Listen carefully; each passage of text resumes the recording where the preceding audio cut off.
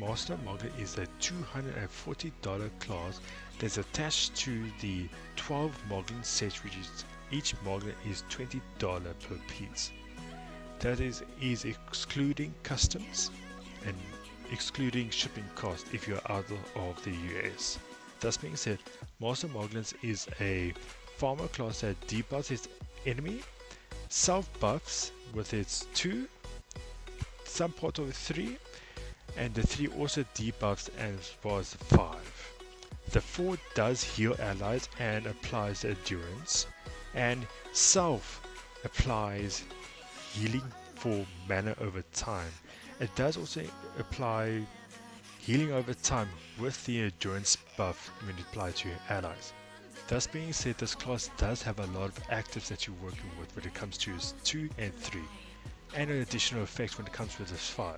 So for example, if you have a damage over time with your 3, you would need the 3 in order to get the additional effect of its 5 predecessor, so it will get additional damage over time, and so on. This class does require a battle pet to function. It deals a little bit less damage if you don't have any battle pet enabled. It's similar to the Necromancer.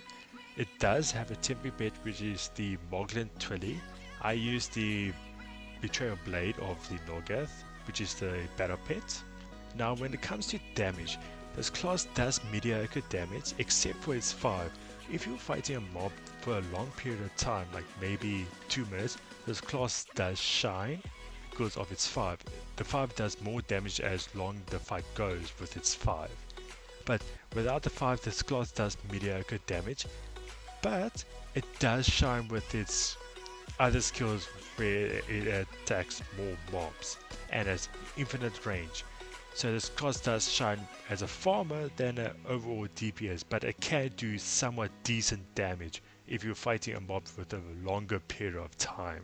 This class does shine with the potions. It doesn't struggle with the increased mana of the honor potion, and it does well with the mail and fate. You can use Sage for the extra healing output and damage over time, but I prefer the Fate because it does more damage.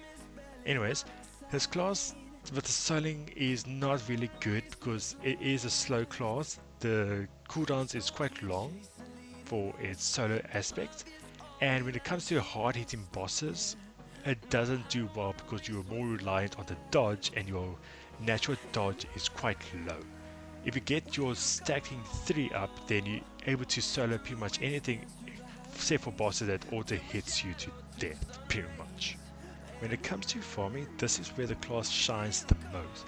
Since its natural 4 target abilities, it does extremely well, since the abilities procs a lot more when it comes to its effects. Since the effects procs a lot more, you are more sustainable when it comes to fighting harder mobs when it comes to farming than compared to the solo where you're only tackling one mob.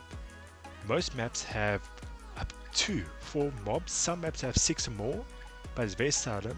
Most maps has 3 or 2, and when it comes to bosses and team fights, this class does extremely well when it comes to the buffs and debuffs. The buffing helps a bit when it comes for the healing and the endurance, and the debuffing it pretty much is all-rounder perfect. There's some stuff that you wish to have when it comes to actual team buffing, but when it comes to debuffing, it pretty much has everything that you need.